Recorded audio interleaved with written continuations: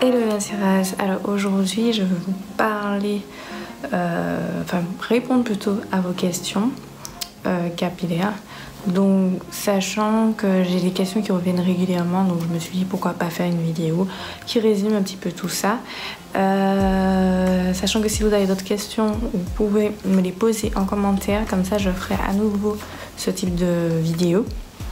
En espérant que ce soit assez clair au niveau des explications et très simple surtout, et aussi très précis pour pouvoir répondre le mieux que possible, tout simplement. Tout d'abord, je tenais à m'excuser par rapport à l'ambiance, il fait noir.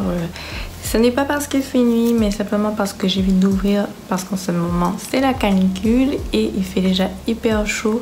Donc j'ai vite d'ouvrir la journée et le soir, c'est le meilleur moment pour aérer quand on est dans cette période. Donc j'attaque tout de suite. J'ai gardé mon ordinateur près de moi. Je ne vais pas lire les questions mot à mot parce qu'il y a des questions qui sont très longues et qui en général sont faites en message privé. Donc du coup, je n'ai pas synthétisé les questions. Je vais simplement aller droit au but en citant les grands titres. On va dire ça comme ça. Donc voilà. Donc la première question, c'est comment savoir qu'un produit nous va. Alors je me suis posé la question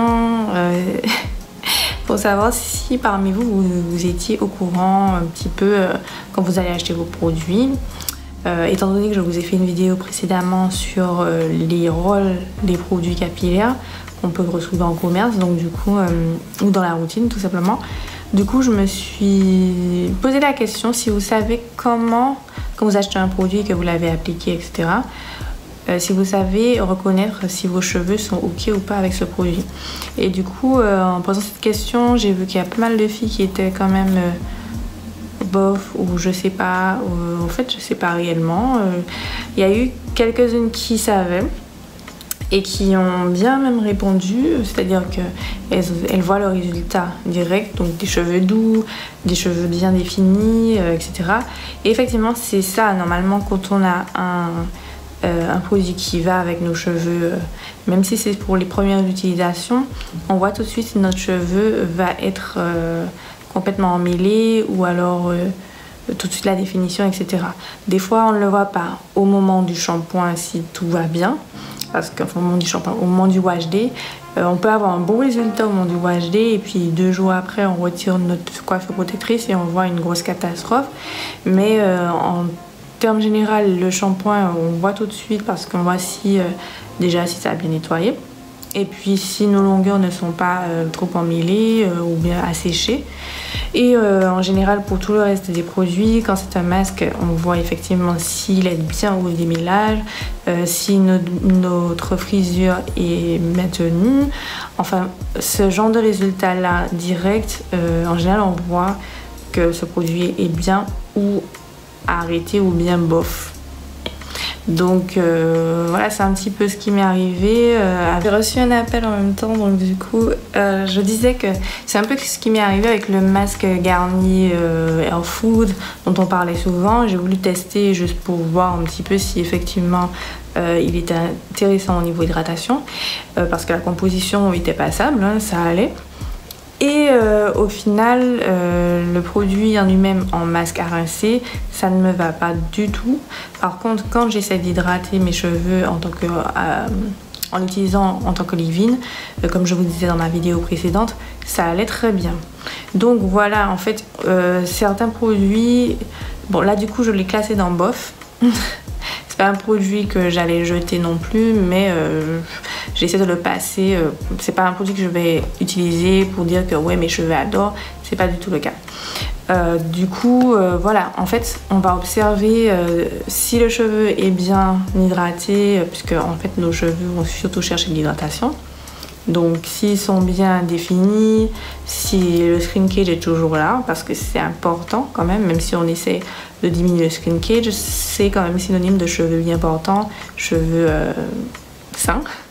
Donc, ces deux caractéristiques-là déjà, et si vos cheveux ne sont pas trop emmêlés, etc., on va forcément avoir un peu d'emmêlement, puisque quand on fait le shampoing, etc., il y a l'eau, etc. Ça dépend du type de cheveux aussi. Moi, je sais que j'ai un cheveu multitexture et qui s'entremêle très vite, très facilement. Donc oui, moi, je sais que j'aurai forcément à démêler mes cheveux. Après, il y a peut-être d'autres personnes qui auront un type de cheveux différent et qui seront beaucoup plus faciles à démêler. Moi, je trouve par exemple que le cheveu crépus avec une personne qui n'a que des cheveux de la même texture, c'est-à-dire qu'il n'y a pas un mélange de plusieurs textures entre elles, je trouve que c'est beaucoup plus facile à démêler qu'un cheveu qui sera multitexturé. Après, chacun son avis, mais je l'ai vu et franchement, par expérience, c'est beaucoup plus simple. Ensuite, donc voilà, le démêlage est facilité, les boucles bien définies, le shrinkage qui est quand même préservé. C'est déjà de bons signes. Après, vous essayez le produit sur 3 mois. Pour moi, c'est le minimum pour savoir si un produit va effectivement intégrer ma routine ou pas. Donc une fois ces 3 mois terminés et j'ai vu selon la routine, parce qu'on peut faire plusieurs routines avec un seul produit, hein. C'est-à-dire qu'on peut l'utiliser avant ou après un shampoing, ça dépend là aussi du produit. Donc c'est assez général, mais en utilisant intelligemment le produit, on voit si au bout de 3 mois il convient ou pas à notre routine, si on le garde ou si on le zappe, si on ne rachète pas, etc. Donc voilà, ça c'est pour comment reconnaître qu'un produit nous va ou pas. Et bien entendu, j'insiste, regardez surtout le résultat une fois que vos cheveux sont secs, parce que c'est là qu'on voit s'ils sont bien maniables. Donc du coup, si on a cet effet souple, léger, et puis si on peut passer nos doigts dedans, même si ça peut coincer des fois, juste parce qu'on a, ça dépend de notre cheveu, là, comme je vous disais, ça s'en mêle facilement. Mais le résultat une fois sec est beaucoup plus fiable que le résultat après la douche, après le lavage. Voilà, mais ça reste quand même important de voir au lavage ce que ça donne. Donc voilà, c'était pour la première partie. Pour la seconde partie, question 2 ou partie 2 comme vous voulez. Le type de cheveux. Donc souvent on me demande comment reconnaître son type de cheveux, etc., etc. Alors le type de cheveux, pour moi ce qui est important à savoir, c'est de savoir si on a un cheveu crépus, un cheveu frisé bouclé, un cheveu ondulé ou raide.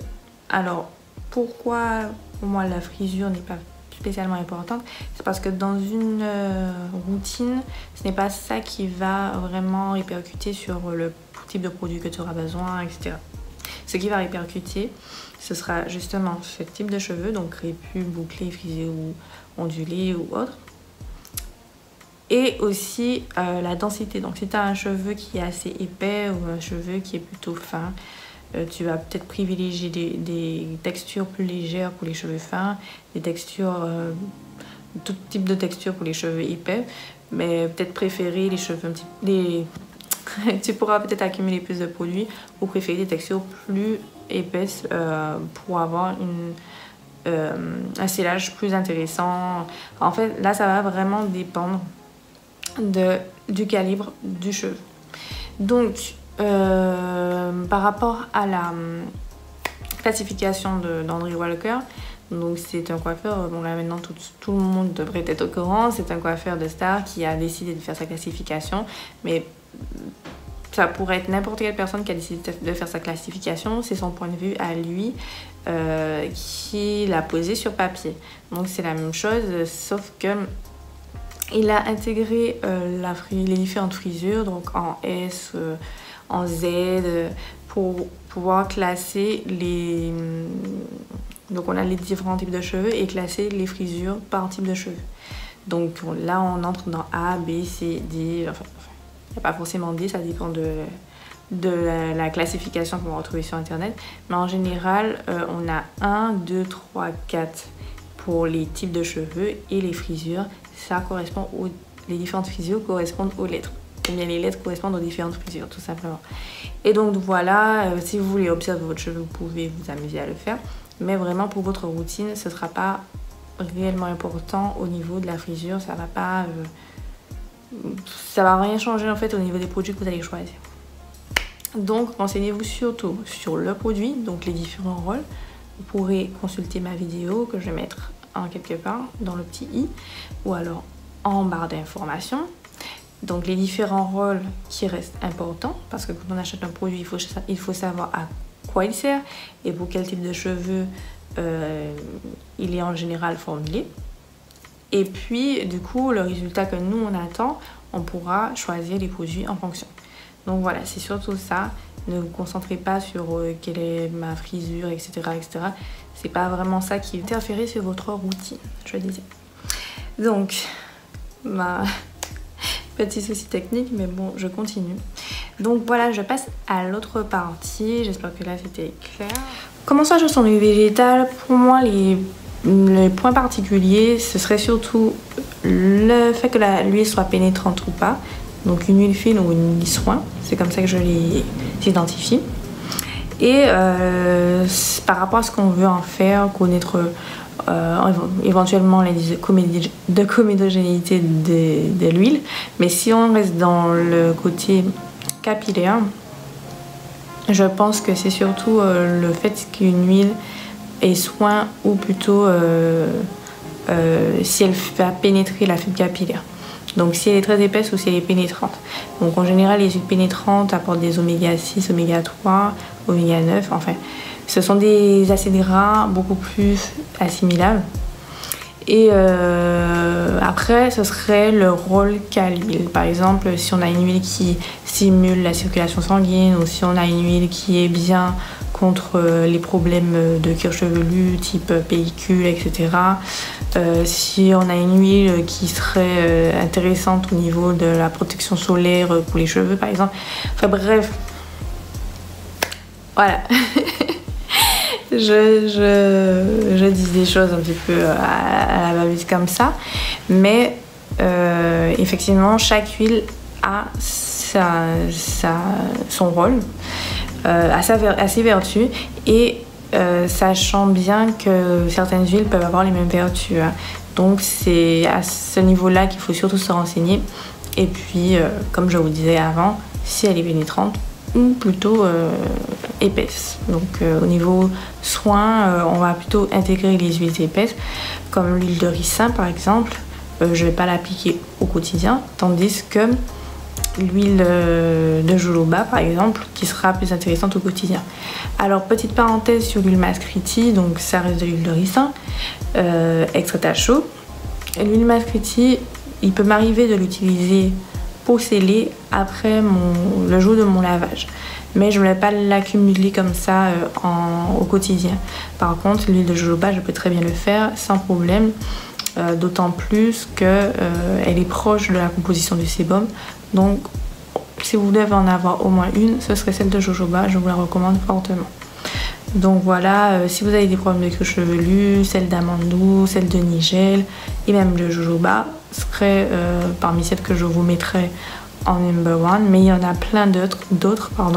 Donc pensez-y, en tout cas si vous avez ce type de problème, ne pensez pas shampoing antipelliculaire parce qu'en général c'est assez chiant parce qu'on essaie de déloger les pellicules, etc. Donc les shampoings antipelliculaires en général sont très astringents. Donc essayez plutôt de penser hydratation et côté apaisant, comme avec des huiles essentielles aussi. Mais là encore, c'est encore un autre chapitre. Donc je ne vais pas développer, mais en tout cas, pensez-y avant d'intégrer des produits trop desséchants. Voilà.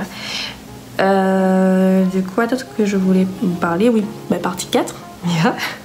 Alors, du coup, mes cheveux se dessèchent très vite. Alors, en général, quand les cheveux se dessèchent vite, c'est qu'il y a un petit déséquilibre entre les deux grands axes, protéines, hydratation.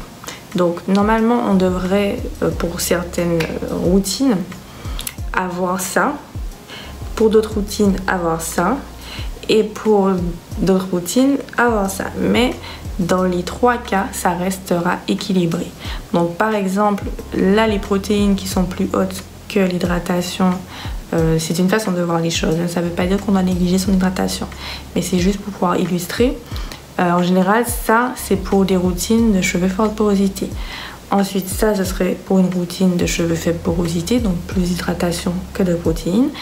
Et l'équilibre sur un même axe, ce serait une porosité normale. Mais c'est vraiment pour illustrer, hein. Ne prenez pas ça au pied de la lettre. Une personne qui a une forte porosité devrait hydrater ses cheveux, tout comme une personne qui a une faible porosité ou une porosité normale, d'accord? J'espère que je me suis fait comprendre. C'est vraiment pour imager, pour que vous puissiez comprendre que le couple protéine-hydratation est important pour tout le monde et doit être équilibré tout simplement de façon variée selon la porosité et selon la personne, en fait, tout simplement. Donc voilà, les cheveux se dessèchent très vite, c'est qu'il y a un problème dans l'équilibre de la routine de cette personne-là. Donc essayez simplement d'adapter dans votre routine les apports en protéines et les apports en hydratation et vous verrez que ça ira mieux. Et surtout, tenez compte du climat extérieur, tenez compte aussi de vos habitudes alimentaires et habitudes de vie, tout simplement parce que tout ça va jouer aussi effectivement sur le bien-être de vos cheveux, enfin le rendu qui va se faire sur vos cheveux, mais aussi de votre peau, etc. Attaquer, du coup, pour moi, je pense que c'est la dernière partie. L'avant-dernière partie, mais bon, je vais juste revenir sur le shampoing clarifiant. Du coup, on me demande souvent une recette de shampoing clarifiant. Donc j'en ai déjà mis sur mon site. Ce qui est plutôt intéressant à faire une fois par mois, ce serait de faire un shampoing clarifiant avec le bicarbonate alimentaire. Il se trouve dans le rayon sel, épices, etc. Donc à côté du sel en général, on le met et c'est pas dans le rayon nettoyant, produits ménagers, etc. C'est bien dans le rayon alimentaire, sel, etc. Et il faudra juste à peu près 20 grammes et puis une cuillère à soupe d'eau. Et pour certaines, si elles veulent ajouter un peu de vinaigre, mais moi je n'en mets pas. Je me contente de l'eau et du bicarbonate alimentaire. Et si vous avez un shampoing plutôt intéressant, vous pouvez mettre à la place de l'eau. Ou bien même mettre les deux, ça dépend de la texture que vous voulez avoir. Mais en tout cas, ça vous servira de clarifiant simple si vous n'avez pas encore le produit tout fait ou si vous ne voulez pas utiliser ce produit tout fait, ça dépend. C'est à vous de choisir. Donc, n'hésitez pas à faire un tour sur lesnaturals.fr et si vous avez d'autres questions par rapport au shampoing clarifiant, faites-moi un retour. Mais je précise que si vous avez une routine qui est plutôt clean, vous n'avez pas besoin de faire un shampoing tous les mois clarifiant. Voilà, dernière partie, avoir les mêmes cheveux que toi, donc sous-entendu moi. Alors, cette partie-là est très importante. Il faudrait que je souligne à chacune à nouveau, mais ça, cette fois-ci de façon audible, que les cheveux de chacune sont différents et que c'est pour ça que même en suivi personnalisé, c'est important en fait d'avoir le retour de la personne parce que la base d'une bonne routine peut être sensiblement différente d'une personne à l'autre, tout simplement parce qu'on est tous différents. On a des habitudes différentes, on a des produits différents, on a des cheveux différents, on est tout simplement des personnes différentes. Donc du coup, je sais pas moi, X n'aura jamais les mêmes cheveux que Y et même dans une même fratrie, ce sera complètement différent. Alors il faut vraiment vous dire que quand moi vous venez me dire j'aimerais avoir les mêmes cheveux que toi, je pense que j'aimerais avoir plus de volume, j'aimerais avoir un peu plus de pouces, mais voilà, je vais pas, vous n'aurez jamais les mêmes cheveux que moi, c'est juste impossible d'avoir les mêmes cheveux qu'une autre personne, à moins peut-être de greffer le truc. Donc il faut vraiment que vous gardez ça en tête et juste vous fixez vos objectifs et essayez de faire le possible pour les atteindre. Donc vous pouvez participer à des challenges comme celui que je prépare, que j'ai lancé en ce moment, le challenge Ayurveda. Vous pouvez faire ce type de challenge là et voir votre évolution se faire positivement, mais vous n'aurez pas les mêmes cheveux qu'une type personne. Vous aurez simplement un goal capillaire, donc un but à atteindre, et puis essayez simplement de vous fixer et de vous y tenir. Et d'ailleurs, si vous voyez de vous être sorti et que vous voyez l'évolution, ça va vous motiver encore plus de continuer si votre but c'est ça tout simplement. Donc voilà, moi j'avais un but, j'ai atteint mon but, je continue toujours à entretenir mes cheveux et du coup j'évite d'être trop longtemps, donc sur une longue période, de trop négliger mes cheveux parce que je sais d'où je suis sortie et je veux pas devoir revenir à ces étapes-là depuis le début quoi. Donc c'est à vous à ce moment-là de vous motiver parce que c'est ce qui est plus important et surtout d'aimer ses cheveux. Donc n'essayez pas d'avoir les cheveux d'une autre personne, aimez vos cheveux et puis fixez-vous un but et essayez de l'atteindre tout simplement. Donc je pense que j'ai fait le tour des questions qui sont les plus récurrentes de façon récente jusqu'à aujourd'hui. Voilà, donc si vous avez d'autres questions, comme je vous disais, posez-les-moi en commentaire ou alors en message privé sur Instagram, comme ça je vous ferai une autre vidéo de ce type. Voilà, j'espère avoir répondu en tout cas aux personnes qui ont déjà posé leurs questions.